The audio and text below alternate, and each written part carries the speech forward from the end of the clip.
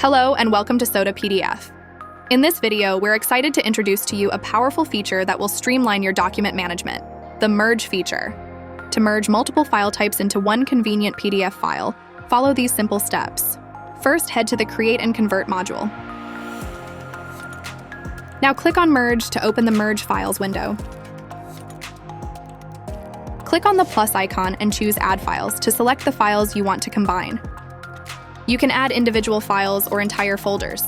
Feel free to use the Add Opened Files option too. Review your files in the list. Delete unwanted files with the Delete option or clear the entire list with Clear All. Easily reorganize your files by dragging them into the desired order. Once you're ready, simply click on Merge. Sit back and relax. When the process is complete, your new consolidated file will open. And there you have it. Efficiently merge your files with Soda PDF.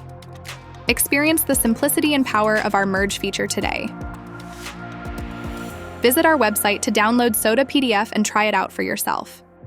If you found this tutorial helpful, please consider sharing it with your friends and colleagues. Don't forget to give it a thumbs up and subscribe to our channel for more useful tips and tutorials.